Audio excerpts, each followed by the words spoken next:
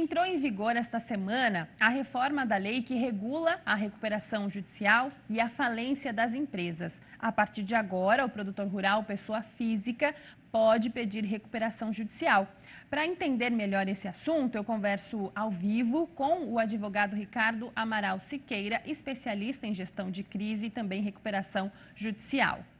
Muito bom dia, Ricardo. Bem-vindo aqui ao nosso Jornal Terra Viva. Primeiro, eu gostaria que você fizesse uma avaliação para nós, dessa reforma na lei, se ela realmente traz aí avanços e qual que é a expectativa a partir de agora.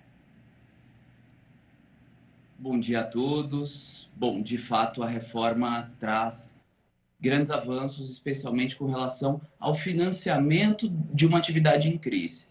Havia, na lei anterior, um problema da ausência de proteção daquele que quer investir numa atividade que está combalida, que enfrenta alguns problemas. Então, a lei corrigiu esse ponto e implantou a possibilidade de se investir ou de que o investidor tenha segurança para aportar o capital nas empresas em crise. Tá certo, Ricardo. E a partir dessa reforma, quais os critérios aí para o produtor rural, que o produtor rural precisa atender, aliás, para pedir a recuperação judicial? Não precisa apresentar o CNPJ, por exemplo, né?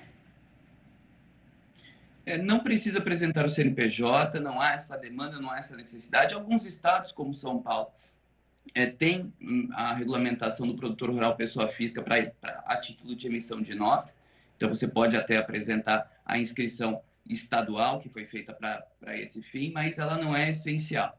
Então, você precisa, basicamente, cumprir o requisito fundamental, que é exercer atividade econômica na classe a título de produtor rural por mais de 2 anos. E esse pedido... Pode continuar. Cumprido esse requisito, que é o requisito básico para se postular a recuperação judicial, outros documentos e inicia o processo que reúne todas as dívidas em um único lugar.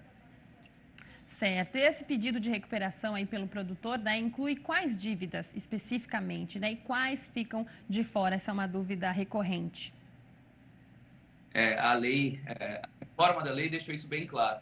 Ela acabou limitando a inclusão das dívidas que são exclusivamente decorrentes da atividade rural. Então, aquele produtor rural que, com fruto da atividade rural, eventualmente comprou um apartamento em um lugar ou uma casa que não tem nenhuma relação com a atividade rural e não consegue pagar aquele bem, essa dívida não vai estar sujeita à recuperação judicial. Mas ela protege ela protege o empresário de todas as dívidas que estão vinculadas à atividade rural. Existem algumas exclusões, por exemplo, a alienação fiduciária acaba sendo excluída, mas essa é uma situação recorrente na atividade rural e, via de regra, a grande parte...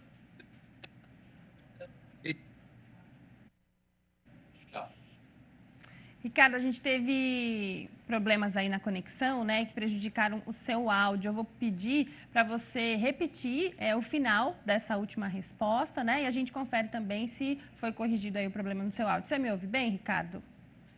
Eu te ouço bem. Então, se você puder repetir, então, as condições que você estava explicando em relação às dívidas, porque no final não deu para te ouvir. Tudo bem. Estão sujeitas à recuperação judicial todas as dívidas existentes na data do pedido e que tenham vinculação com a atividade rural. Então, se aquela dívida foi contraída para fomento da atividade, é uma dívida relacionada a transporte, é uma dívida relacionada à comercialização, é uma dívida relacionada a insumo, essa dívida se submete à recuperação judicial e vai ser paga dentro do mesmo plano de recuperação judicial. Perfeito. E quais os principais cuidados aí, que o produtor deve ter antes de pedir a recuperação judicial? O que deve ser avaliado? Quais os riscos também? Acho que o primeiro detalhe importante é compreender primeiro a diferença do que a recuperação judicial não é falência. Então, a gente tem aquele estigma da recuperação judicial de que se eu vou me socorrer de um processo de organização das minhas dívidas, eu vou ser um falido. Isso não é verdade. A recuperação judicial ela funciona como prevenção a isso. E como identificar se eu preciso de uma recuperação judicial? Por exemplo, eu sou um produtor rural e investir na mecanização da minha lavoura. acreditando que os preços daquele ano seriam preços elevados e permitiriam que eu conseguisse recuperar esse investimento. No final, não acontece nada disso. Os preços caem, eu não consigo pagar aquela dívida relacionada à mecanização, tenho que contrair outros empréstimos. Se o acúmulo desses empréstimos, o empréstimo para pagar outro empréstimo e outras dívidas, não permitam que eu pague minha dívida, ou não permitem que eu pague a dívida de uma forma sustentável, sem prejuízo da minha própria atividade, a recuperação judicial é para mim. É para isso que ela serve. Para evitar justamente que os credores, não, naquela corrida desenfreada de cada um pegar seu pedaço, cada um pegar seu ativo, façam com que a gente não consiga ter um resultado de manutenção da atividade. A lei de recuperação judicial protege justamente a atividade organizada. É para isso que ela serve. Perfeito, Ricardo. Muito obrigada, viu, pela sua entrevista, participação aqui no nosso JTV1. Um ótimo dia para você e até uma próxima oportunidade. Um ótimo dia, muito obrigado pela oportunidade. Obrigada, tchau, tchau.